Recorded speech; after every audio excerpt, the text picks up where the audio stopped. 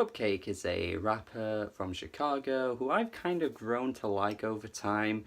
I think my ridiculous and dumb sense of humour does kind of align with CupcakKe's music at points. Just hearing her rap about dick and cum tasting like rum is just stuff I just find amusing. I don't know, man. I think I'm a bit weird when it comes to that kind of stuff. Not weird in the sense that it's weird to find it funny, but it sort of just tickles me in a way that it's just like that kind of like Family Guy kind of humour that I really like. And I've heard her on some features and I've heard her own songs, and I don't know, I think she flows really well on a track. Unfortunately, sometimes the songs themselves don't sound that great. Like, it's a bit trendy, the beat's a bit kind of bleh.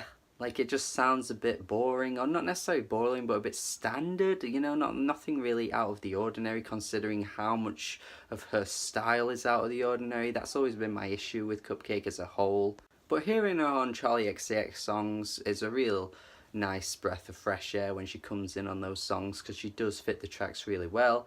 And honestly, hearing this album, I'm kind of impressed with a lot of the stuff here too. It's just the lyrics are often really funny and kind of actually like woke, I want to say. I hate the word woke, but you know, that sort of, like, she comes out with some really like true lines that you kind of just go, oh yeah, that's so true. And then also the hilarious songs as well are really you know, just out of nowhere lines that just catch you off guard. But it's mostly the content. Like, I feel like she jumps from idea to idea in many of her songs. It's almost like freestyle-ish.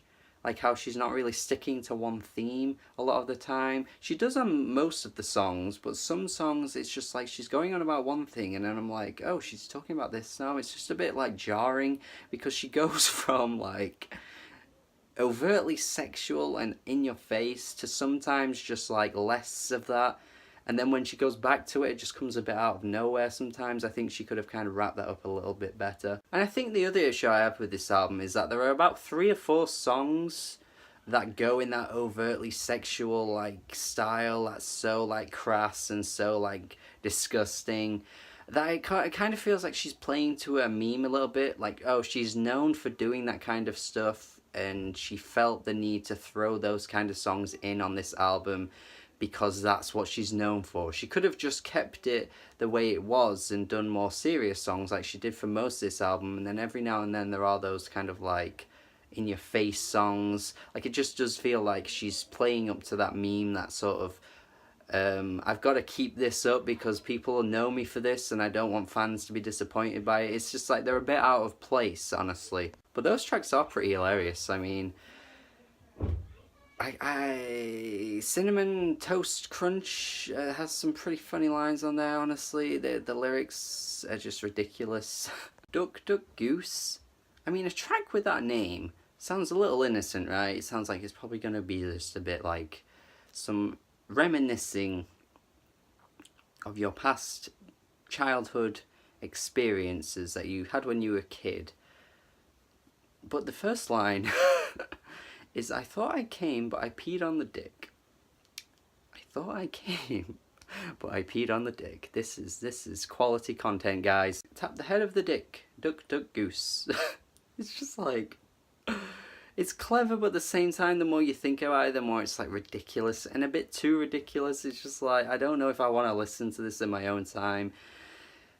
Aside from the comedic value of just maybe like showing your friends and just being like, hey, listen to this song because it's so funny. Like, that's all I feel like some of these songs have. Like, that's all they've got in them. Just that sort of like, just every now and then a little joke, but really on a regular basis you can't play them.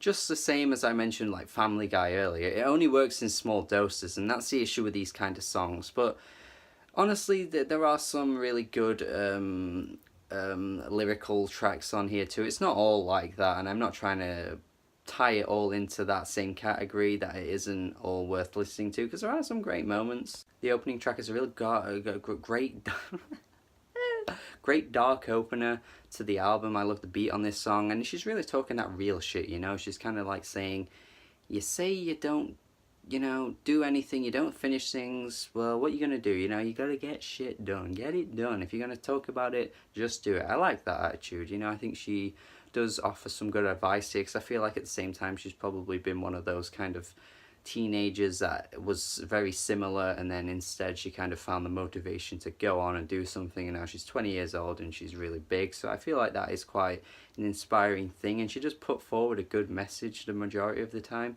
The second track, Cartoons, isn't really that great in my opinion. I do think it's decent though, like how she makes all those references in the chorus to cartoons. But, you know, it does remind me a little bit of when Princess Nokia did the Bart Simpson song.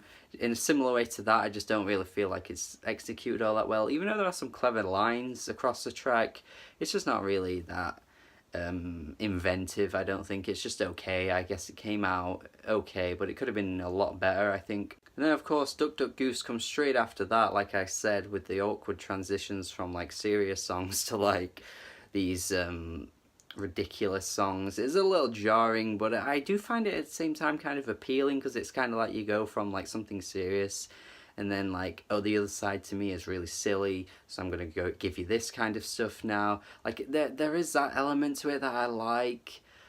So I can't criticize it too much. It's just at the same time I could imagine someone listening and being like, why has she gone from that to this? It's just a bit weird. A few tracks towards the end do go in a bit more of a mainstream sound. Like we have some like banging like tropical house tracks, like Post Pick is a bit of a banger within its instrumental.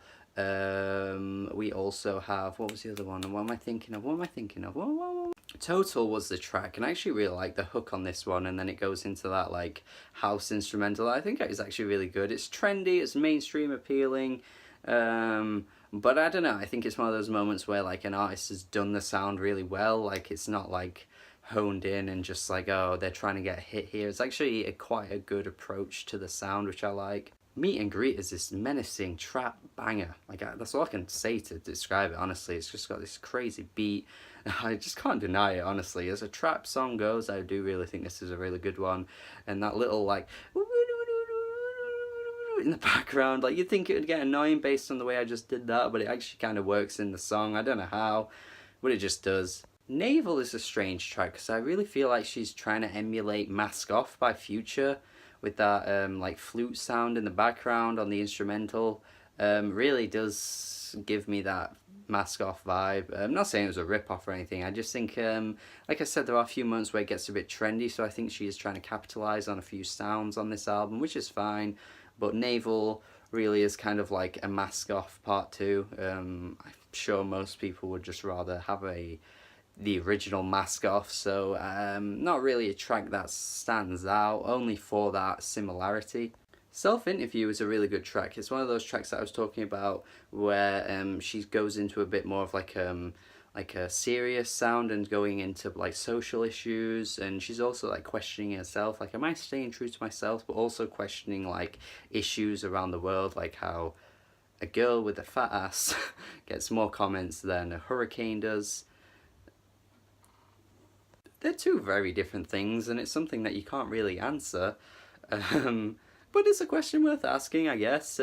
She also talks about double standards in the song. You know, I do like how she's a voice for many like young women, mostly in America, but she is quite a big voice, and she's very outspoken about her opinion as well. You see her on social media, she's always got something to say, it's trying to do the right thing most of the time too, which is something I like as well. And she's incorporating it in her music, so I can't really fault her for that. It's really good to hear artists that still care about that kind of thing and also do very different tracks across the album as well. Spoiled Milk Titties is the name of a real song, and also quite an insane track on the album.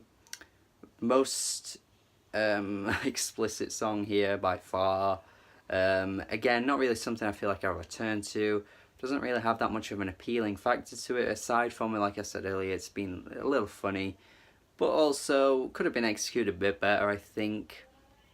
But if you like songs about sex that go into crazy detailed, and this is for you, my friend. Yes, it's for you. But as a whole, this album is actually pretty good. I mean, I think there's a lot of great songs on here.